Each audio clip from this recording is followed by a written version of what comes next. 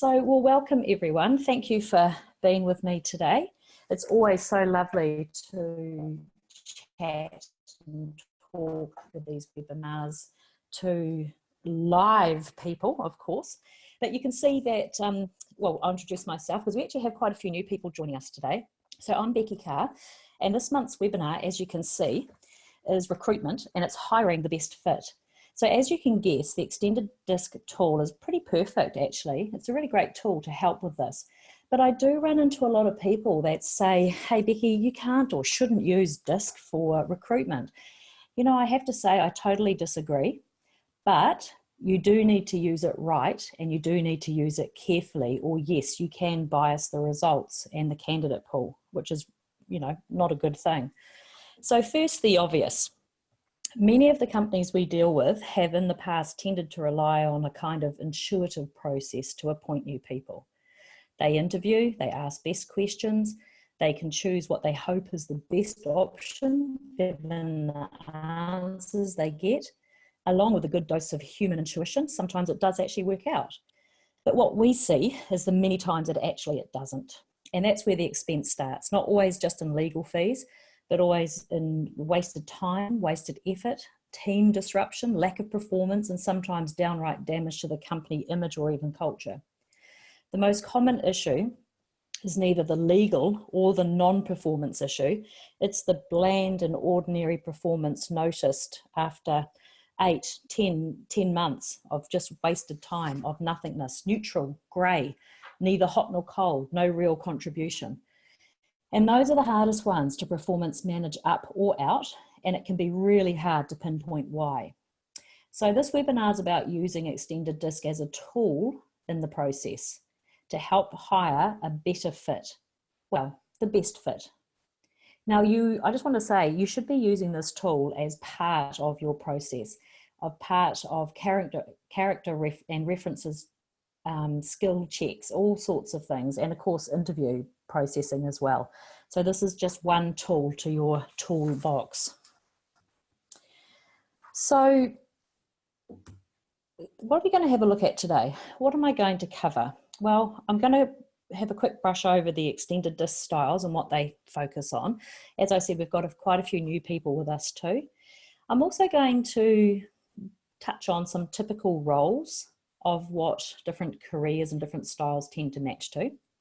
I'm also going to bring in avoidance areas and fears, you know, different styles, flexibility zones as to what to maybe stay clear of. And we're going to have a look at recruiting using the team map. And we're also going to have a look at how you can use team types in the whole recruitment field as well. Okay, so there's some basics in there, there's some refreshers in there of just how to go about using it as well. So when I'm saying using it, when I say extended disc, there's a myriad of different reports that you can use. I tend to use the standard report, and I tend to use the recruitment report. Don't forget, there's also a lovely little onboarding report that goes quite nicely with the recruitment report.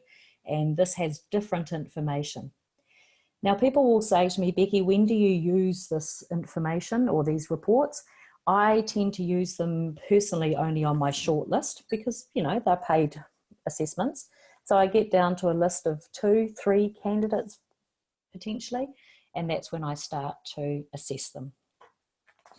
Okay, so let's just divert for a moment and just have a quick refresh again in regards to the styles. So today's webinar is not to go through the detail of types, but I will include a quick reminder of the typical styles, the way that extended disc sees it.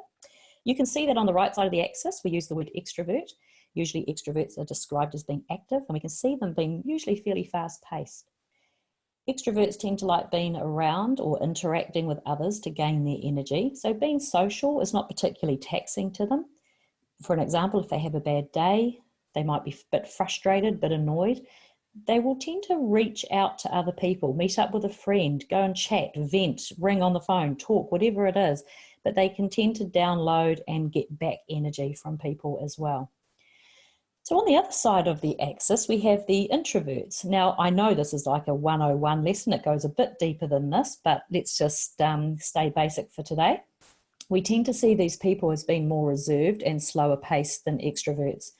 They also tend to like being by themselves in a way to recharge their energy and have a bit of space to think things through. They're process people. So for example, if they have a bad day, they might be very happy to go for a walk by the beach, maybe shut their office door, maybe get themselves involved in some detailed work where they can concentrate on their work and just have time out from people. They don't have to be around others. They can recharge from within.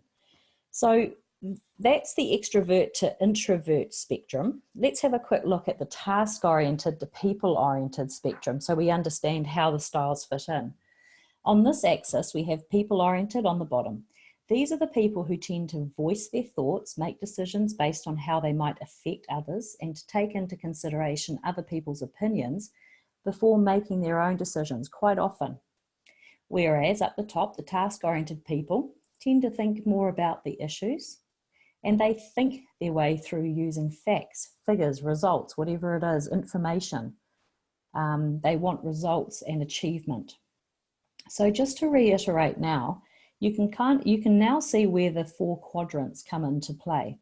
Now starting at the top right, which is our D style, D stands for dominant.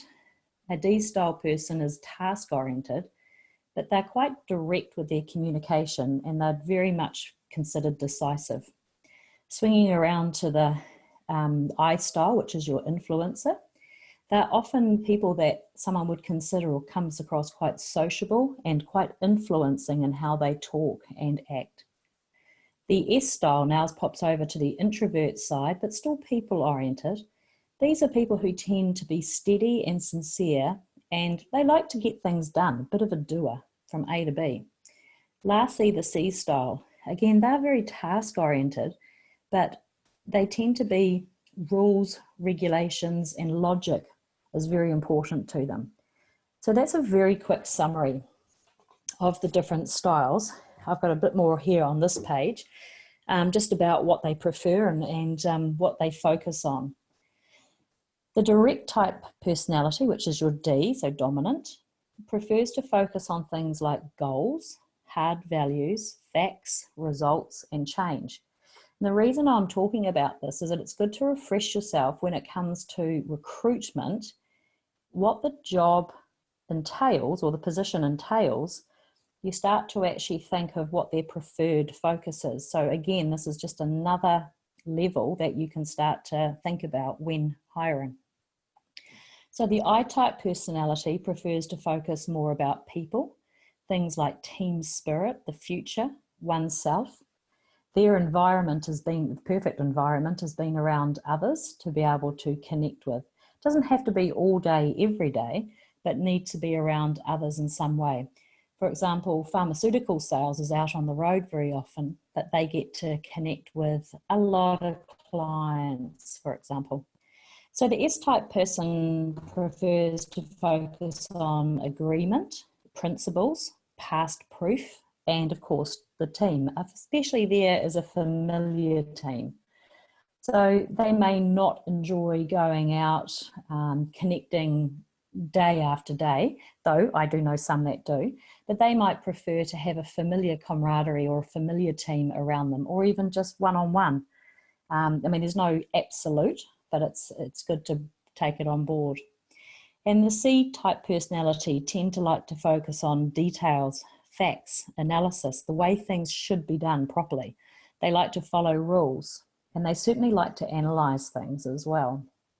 So it's pretty important that we do consider what their preferred focus is, because that starts to give us a little bit of insight into preferred environments as well, what they like. And I'll be mentioning this on the coming pages as well. So I talked about back to the D style.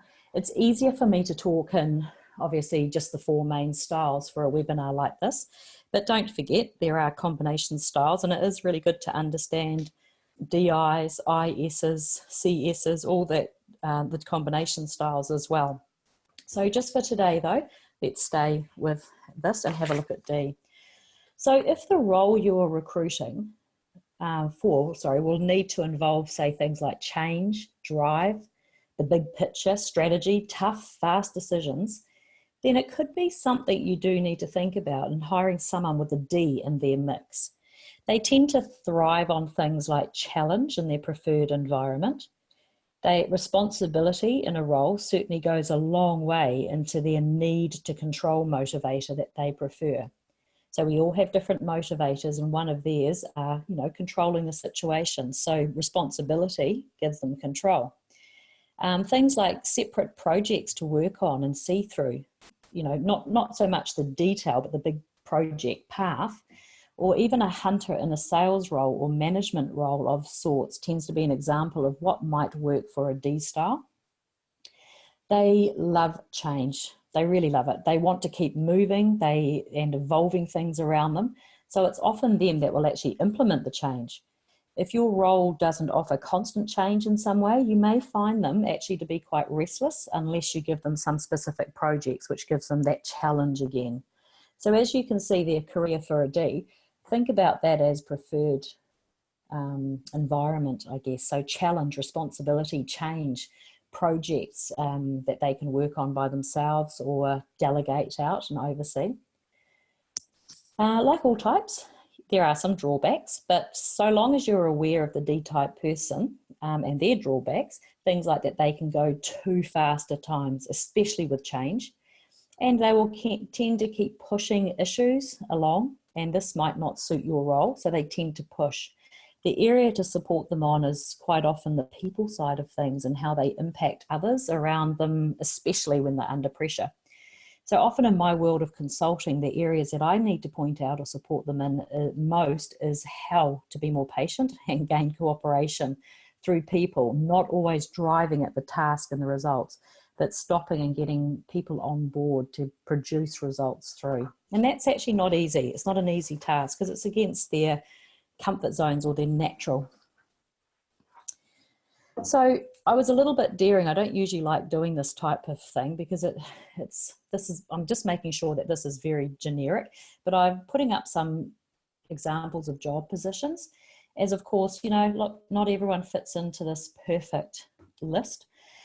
These are typically areas that D types tend to be attracted towards, but like all positions, these are quite generalized. So I've seen many different styles in these areas, but there are definitely attractions in some of these. You can see that some particular roles enter the preferred environment that they actually like, the Ds. The more you know about motivators, things like avoidance areas, their challenges and the likes, the more you can see how some of these roles really do attract them.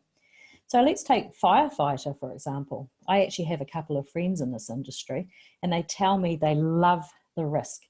They don't always see it as risk, but they love the strategy of the job that achieves pretty impressive results at the end of the day. They get results. They are just absolute thrill seekers, these particular people. One of them's not so much, but a couple of them definitely are. So you can have a look, make your way through there and just sort of think about the different environments or the motivators of the D as to why they would be attracted. Okay, let's have a little look at the I style.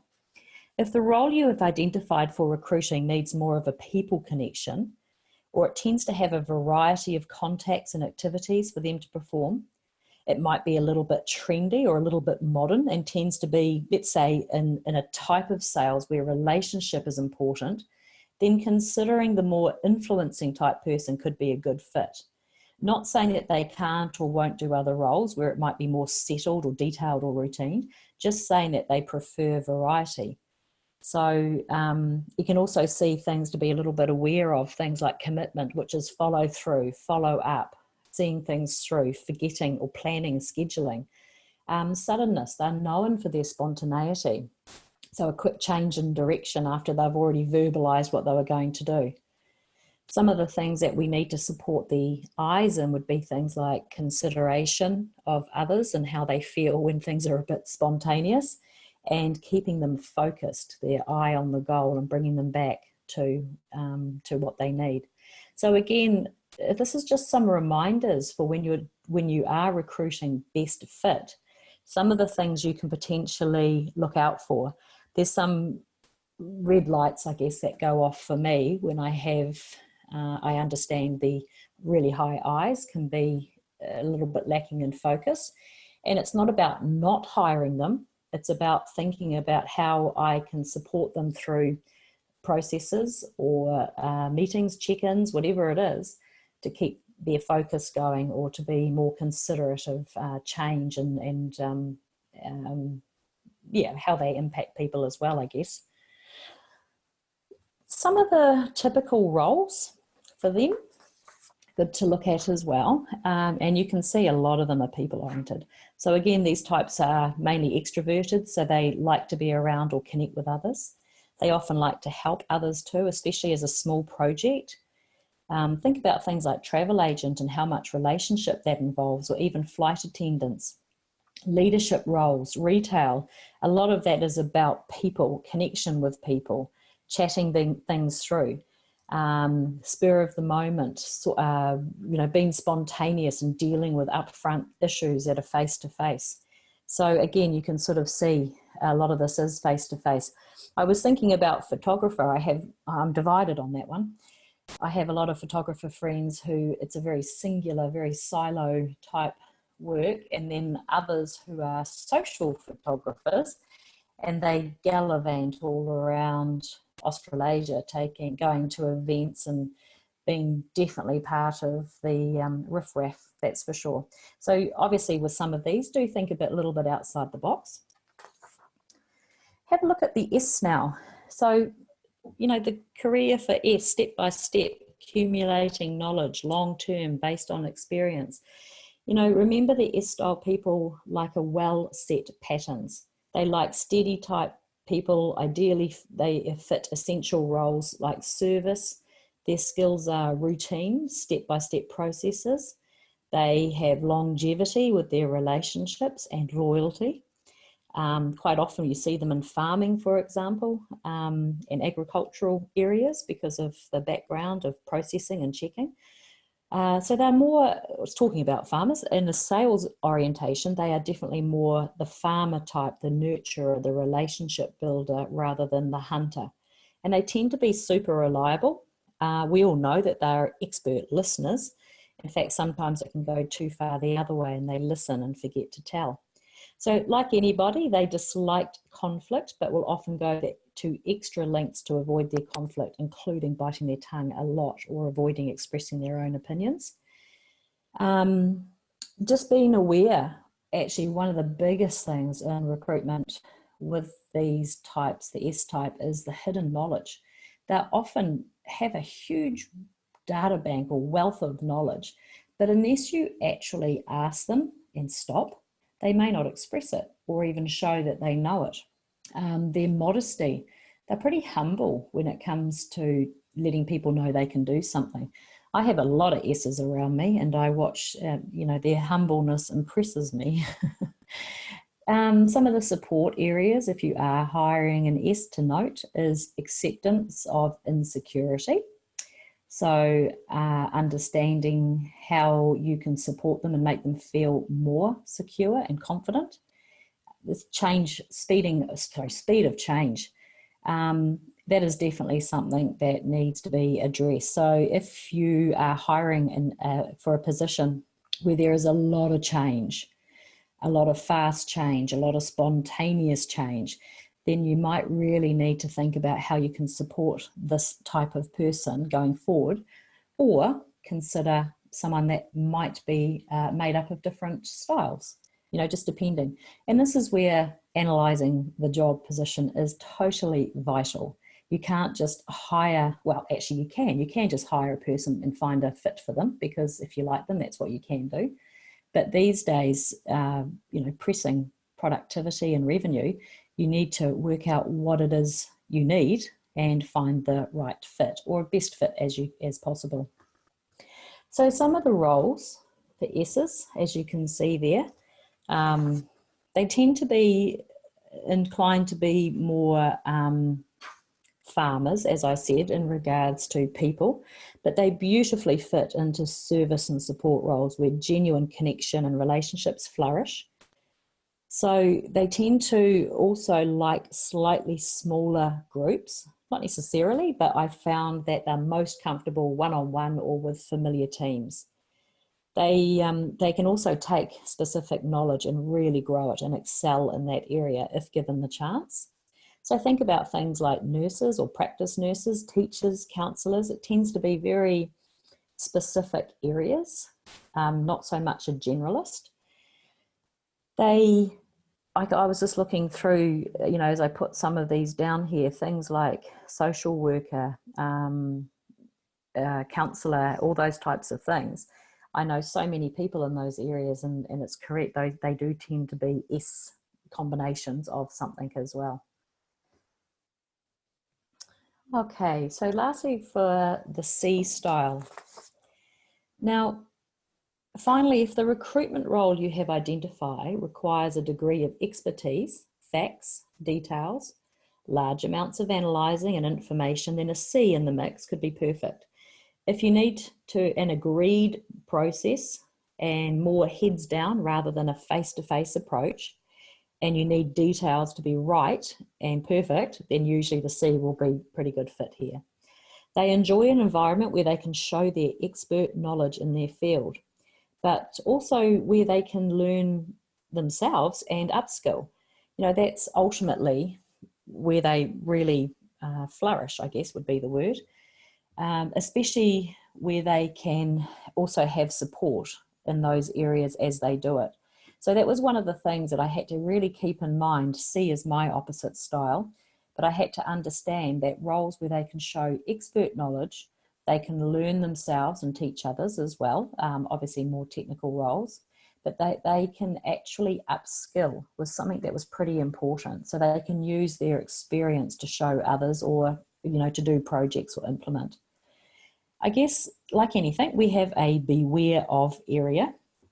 The challenge for them is because they can be such perfectionists in what they do with quality, they can tend to isolate themselves as well.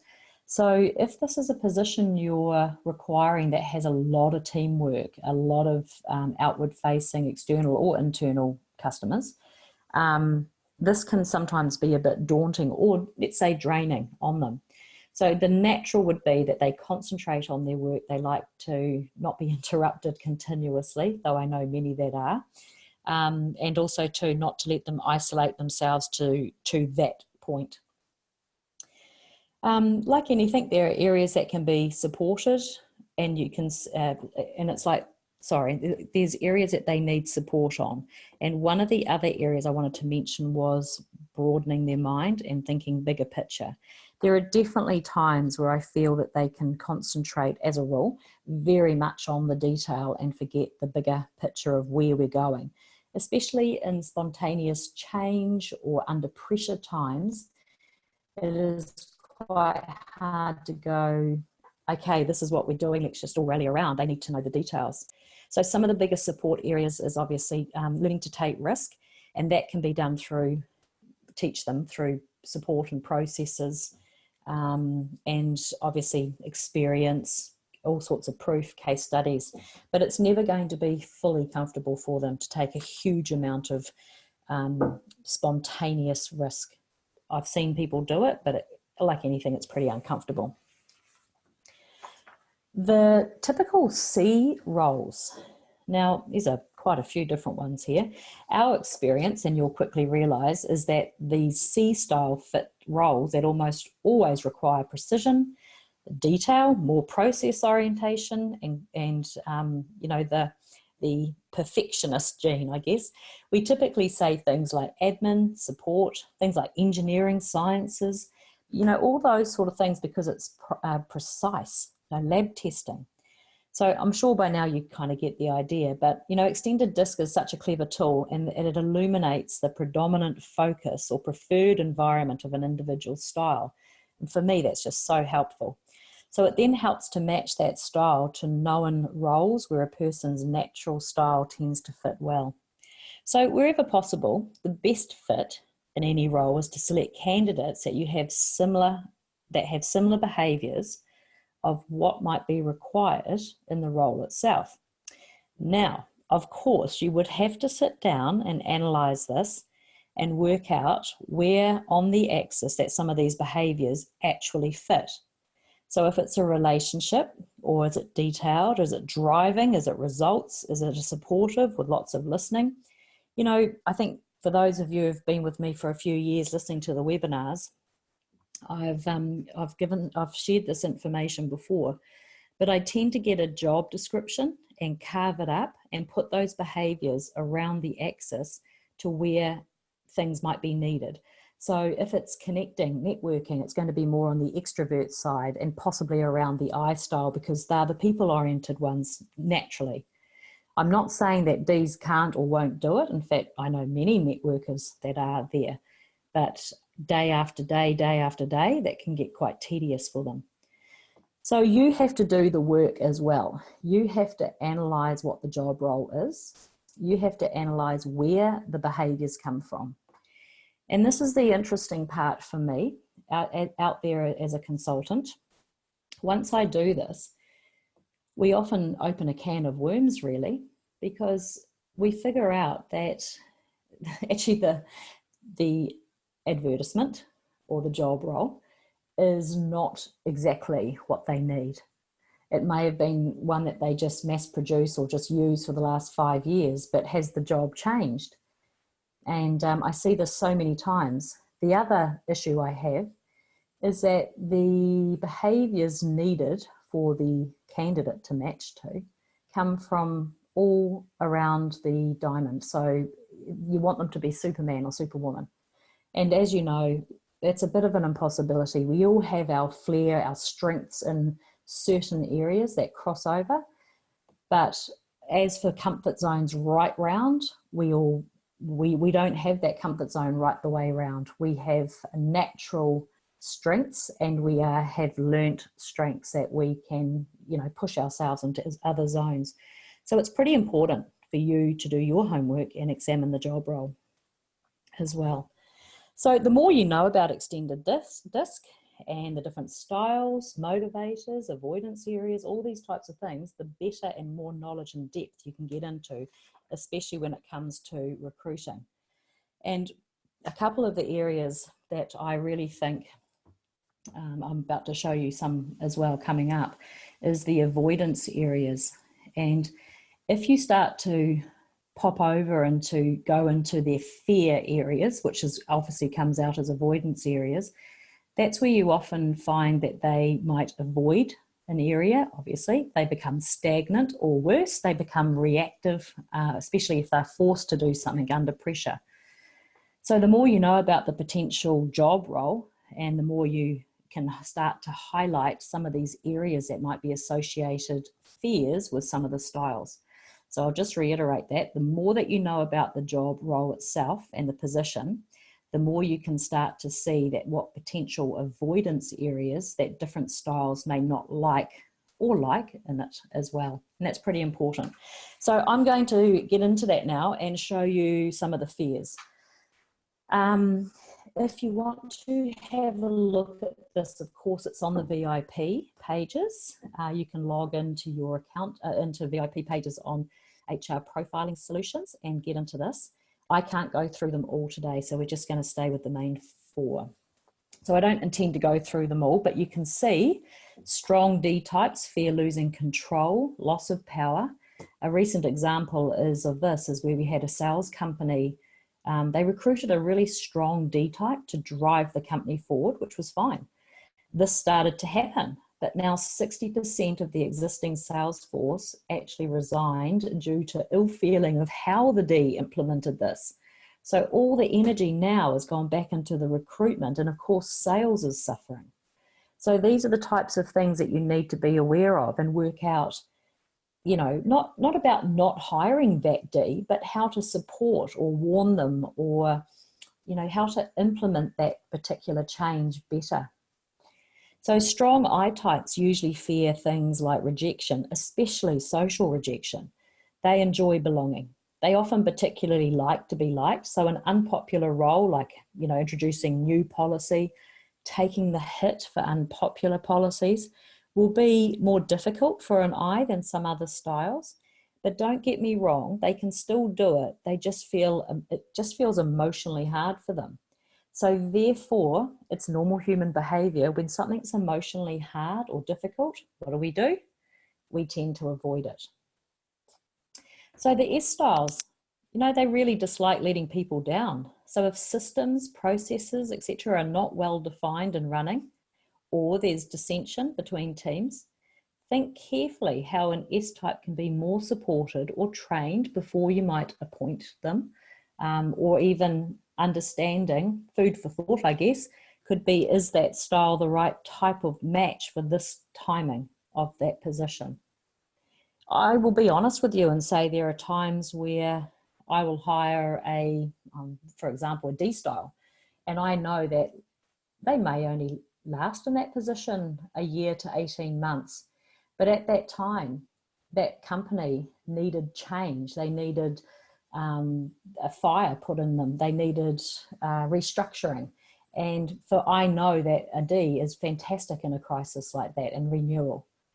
Further down the track, I either find them different positions, or they tend to move on naturally anyway, or offer a fixed contract, whatever it is. And then I may put a different type of person in there that might be more nurturing or engaging or inspiring for the team that's just gone through a lot of change. So lastly, here on the fears, you can see that the C people typically do not display emotions as easily. They can feel a little uncomfortable being really outward with their emotions, but their fear is having to make too many fast decisions, especially where there's no existing supportive evidence or proof that it's the right direction or the right decision to make. We have recent example of a software business typically employing a really high C person without using extended disk. So the company knew that they were about to change their pricing along with their whole sales system. They recruited a typical detailed IT role, almost technician role really, but they had filled the position twice now and actually nothing had changed with anything like productivity or revenue at all. In fact, the people kept leaving. So when they did call me in because of the fit of the candidates didn't seem to be going well, we were actually able to establish that the role actually needed something very different behaviours from what they were thinking going forward. Yes, the candidate needed knowledge of IT, but that's not bound to any particular style. What they were looking for was a very upbeat, inspiring, encouraging change leader, or someone that could adopt change well, that had knowledge but didn't need to be an expert in this area. This role was about 80% looking after their own team members, putting out fires with clients, solving problems with the team, delegating, prioritising, workloads, etc. One of the main areas was to look at was actually they wanted this person to develop the people themselves and the processes that it might make it a bit easier for each of these people to do their work. I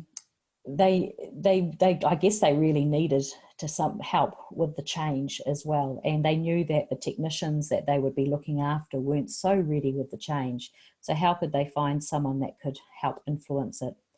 This particular position involved a lot of meetings with external, internal clients and communicating the change and new policies, all at the same time, a lot of pressure. It did not involve a lot of time by themselves, as it had an open door situation, like technicians would need to be coming in and running problems past them before they felt comfortable implementing it themselves. So this person was continuously interrupted and was about, the team. I think you get the picture. I don't like to pinpoint absolute specifics when hiring, as it feels a bit unfair. So the brief in this situation that was anyone that showed as a people person in this case. So anyone from even S's through to I's, for example, depending on who they hired would often be how we would evaluate what support they needed at the time to feel more comfortable. They actually did end up hiring an IS type person that they still have today and has taken the team from strength to strength. It was a person that had slightly less experience in the market that they actually wanted, but they had a lot of the behaviours with the people that they needed. So of course the new hire was extremely trainable on the IT and the actual productivity, the products and services. And this person actually easily dealt with the changes that were rolled out as well. As long as they were given the hows and whys, they were very comfortable in regards to that. Okay, so far we have looked at types.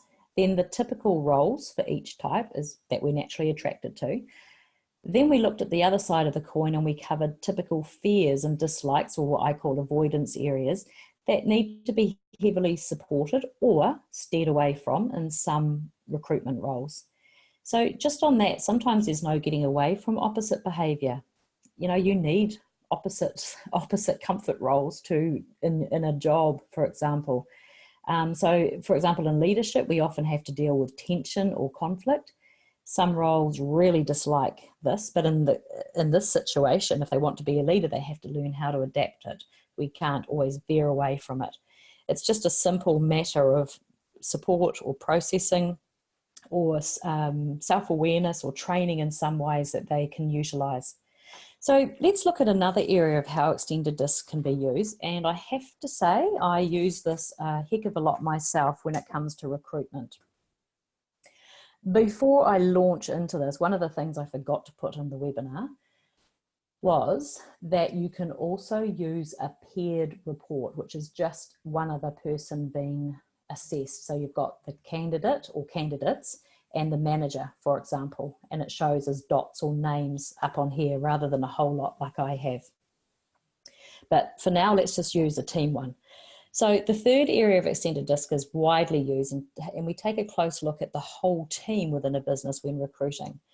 By doing this, we can start to analyse team type, their functions, and what that means when we apply it to recruitment.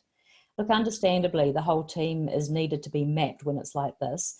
And there are some times where actually it can't due to budget constraints, but often you'll find that you'll be involved with recruiting, maybe in companies where you have already worked your magic with development and they've already been disked, for example. So let me just quickly remind you of how we produce the shotgun maps for those that are new here. Firstly, we produce it by going into your account, selecting the people that you want to be involved or in this team, and you push print PDF and you select multi-person report.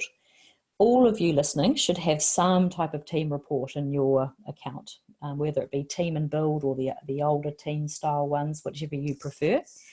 So on the screen, I'm going to be showing you a couple of recent examples, one from a large business, which I have here, and one from a small business, which is on the next slide. Okay, so Becky, explain how does the shotgun maps actually help? Well, we can start to analyse where everyone sits on the axis, and that gives us an understanding as to how the team might function, the gaps in a team, the overlaps in a team, the potential conflicts and challenges, behaviours and versus expectations of the team goals. But more importantly, where the new recruit might sit in correlation to other managers. So I can explain further once we start to look at the three teams, of course, on the next few pages. But now let's just focus on what the shotgun map tells us immediately. So even a quick glance, you know, it told this company that they had typically few D-type drivers. They had a few more I-type people. And most of their people were concentrated around the S, sort of the service centre, along with their C, their admin type roles that they had. You know, it's important to work out when you actually produce a map or shotgun map like this, whether you need to analyse a team or analyse the company as a whole. So in this situation, this is a company. So this particular company had recently implemented a whole new sales process, which included cold calling, using telephone lists, and pop-in visits in regions around Australia and New Zealand, actually, 1 week per month. It was actually well documented, and the processes had been reasonably well refined, though of course there were ongoing changes as the new processes progressed. But they just couldn't understand why there was so much reluctance in the sales team. By the way, usually I have a shotgun map, what I call a name shotgun map, where you can actually pick out people. But in this situation, I don't want to put their names on there, so hence the dots, make it unbiased and confidential.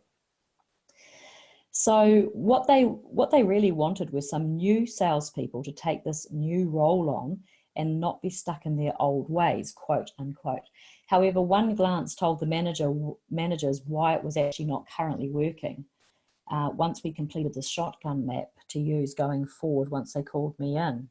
So, you know what, looking at this, it really did make sense why these avoidance areas came into play. I mean, cold calling, new sales processes, pop-in visits. I mean, and the majority of the sales team, when we actually analyse them, take away the admin team and take away managers, etc., majority of the sales team actually sat in that S area. And a majority of the managers, there were a few in I and one in D, but you can understand why there was people were stagnating in that area. Okay, so now there's a myriad of things you can do from here at this point for recruiting. So recruit for the right behavioural fit is one, of course, in this particular area, which we did, and more over towards the extroverted side. So we thought when we recruited, we analysed the job, the position, and we came to the conclusion through reading and rewriting, I have to say, that the fit was more likely to be over to the extroverted side. But it also, you know, it wasn't just that, but it also told the managers of the kind of training and support the bulk of their people would need if they were going to be successful and integrate this new sales approach. So one area was so slow that this change, I guess one area was making it safe for them to change. And that was one area that we had to work on with the support that we gave as well. So however, a shotgun map like this also gives a chance on how to utilize and motivate others in the company. So look, let me cut a long story short. We actually offered positions to some of the I's and D styles that held other more customer service-based roles, would you believe? They jumped at the chance to move, and you guessed it, some of the salespeople that were actually happy to take a more customer service and sales support role. Instead, they didn't want to do cold calling. They were very happy to move sideways into a more support role. Yes, it was a bit of an upheaval, but this company is now cranking, and they always produce a DIS report before any new hire in any level. They have hired now, at the last count, was over 10 or 12 salespeople in the 18 months. So I'm really glad that they did go through the pain of stepping back to analyse best fit, as it certainly is working for them. Last I checked their targets, each rep, I keep in touch with them, has now moved to their target is 1.1 million revenue each year, when it was less than a quarter of that when they started 18 months ago. So this was a big increase. So the people that they hired like challenge, they like connection, they like getting out there. They've learned, this particular company has adopted a process of someone reels it in and hands it over with all the detail, and they go back out. And this is working really well for this particular company. Let's take a look at a smaller company. I wanted to use plenty of examples today so you understood how to use this. The smaller example of the shotgun map also pinpointed some issues that we worked through. This is actually a software company who was getting a low score for its poor backup and service-oriented support. They were losing frustrated clients. So not only were their systems and processes quite spontaneous, but they actually had only 2 people busily following up to support existing business. They sorted problems, they liaised on processes, and actually did the invoicing.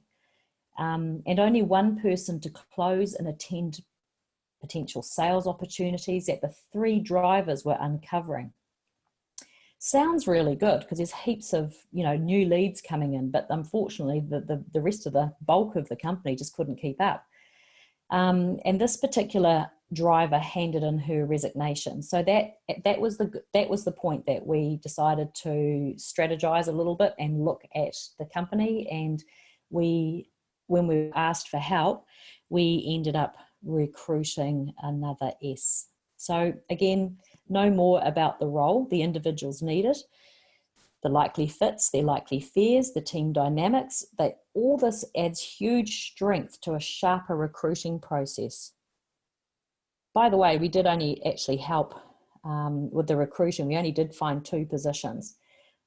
Firstly, we did actually get another I style for sales. When the D person resigned, as I said, we actually popped another farmer in there or a support person in there to follow up with processes. Hence, it's actually doing very well. So now we need to look a little bit more closer at the structure and the shape of the team. So this is what I was talking about, team types. So I'm just going to flick that up actually. Teams tend to fall into 3 categories. You only need today to be aware of this, not understand the many implications of this. However, if you want to know more, then there's more about team types on the VIP section, or simply go back to your level 2 accredited consultant training slides, and you can have a look in the team module. And a lot of this team information, what I'm using today, is how I use it for recruitment as well. I literally plot where the new candidates sit. I plot or circle the managers. I look at the peers and bring up information about relationship to analyze, where on the map the others sit, and I look at motivation, dislikes, how to support them, relationship to manager, all sorts of things. The other thing I do run is that onboarding report that I talked to you about before. This has some great information on how they can be supported further as well. Okay, so we're coming, I know it's a slightly longer webinar today, but okay, briefly, 3 teams you can see here. Homogenous teams tend to be that very top one. They tend to be clustered into one area mainly. Because they are so similar in behavioural style, they do tend to perform and process activities in the same way together. They also tend to communicate and require, similar motivation and energy as each other. So in the bigger scale, they do tend to get on quite well usually. Frustrations due to how to go about things is usually minimal, but because they think in a very similar manner in decision-making, processing and doing, there tends to be the challenge of what we call group think. So there's less attention on different ways to do things or new ways to do things because it makes them feel maybe, it's outside the box. So in this particular shotgun map that I'm showing up here, the cluster is in the SSC area. And of course, the group think here might be that the group is lacking wanting to change or adopt things quickly for an environment. So this is the way we've always done it. It feels safe, so why rock the boat? It would look a bit different if the cluster was in the D area. It would be the opposite. Let's change this, let's change that. We'll change this again. Oh, people won't mind, let's just move it over. Do this my way. No, I want to do it my way. You get the picture. So homogenous teams sometimes can lead to group think, so not thinking outside the box. But however, usually people get on quite well because of the similarity between them in the way that they function. Next one, heterogeneous teams. They're more diverse. Their strengths is wider range of input, so wider contribution, and creativity in solving things. So long as the connections are positive and the team can listen to one another, this type of team usually enjoy a wide and diverse view of problem solving and goals. The issue here, however, is awareness and appreciation of others' differences, especially when it comes to communicating and doing activities. These are 2 big ones I get called into as well. Because everyone needs and performs in a different way, they get frustrated. Maybe a D is looking at a S going, how can you go plod so slowly? An S is looking at the D going, how have you not evaluated the alternatives? How does it just take one alternative and run with it? And that's your choice and decision. I lost respect. So there can be that type of thing go on. So if there's a downside, this type of team, it's the breakdown of communication due to frustration. So granted, this type of team does need a strong leader. Lastly, diverted teams. This is a mixture of both, quite narrow in their opposite views, but in good circumstances can absolutely be a balancing force to each other's attitudes and problem solving. I have an engineering company that truly exhibits this at the moment. It takes a little longer to work something through, but it's totally a high-powered engine for forward thinking. Their downside is that they can, not this engineering company, but as a rule, the diverted team, the downside, it can become what we call them and us. We've seen this with sales teams versus admin team, for example. So again, there needs to be a manager who does not take sides, but listens well and controls possible functions. So good recruiters tend to take into account existing teams to ascertain whether the best fit may lay for the individual, the team, and the organisation. So let me just say that again. When recruiting, it is always good to consider how it impacts the individual, the team, and the organisation. This is why I try to produce, where I can, a shotgun map, or at least a paired report, so we know how to support that person and the manager's support too.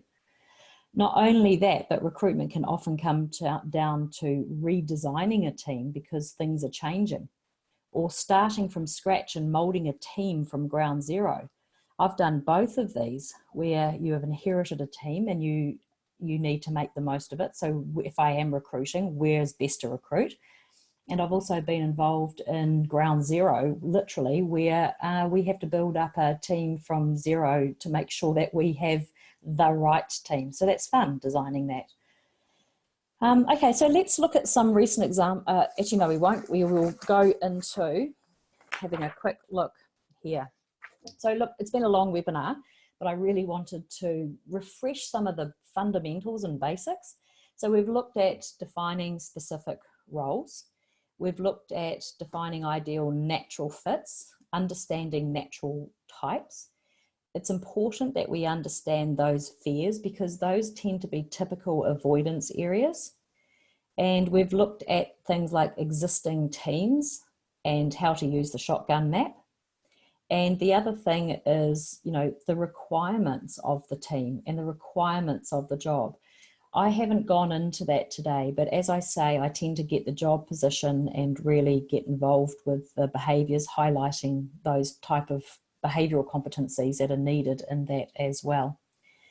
So, the extended disc, it gives you some very specific roles as well and good matches, especially in the recruitment report. So, don't be shy of using either of those. They are definitely great tools for best fit. At the end of the day, it's about you having knowledge and it's about you doing your homework and making the best match or the best fit possible. Candidate pools are down, talent pools are down. In New Zealand, we have often the brain drain overseas. So sometimes we have to get the best fit possible, but we also too don't want to settle because that can be a costly event. So it's a fine line with recruitment, but definitely with a tool like this, my thought is if I hire someone, I know how to support them, the team and the manager and the organisation better. I know how to explain what might happen. I know how to motivate or understand how their motivation might work. So in regards to best fit and recruitment and using extended disc, I say it definitely fits, and I personally wouldn't hire or use it without the knowledge. Hey, look, well, thank you everyone for listening today. If you have any thoughts or needing some clarification on anything, by all means, please send an email to HR Profiling, and they would be very happy to help. So I might see you, I think, next month for another webinar. Promise it won't be this long. I just had a lot to say in this particular one. So thanks for joining me, everyone. It was wonderful, and maybe see you next month. Catch you later. Bye-bye.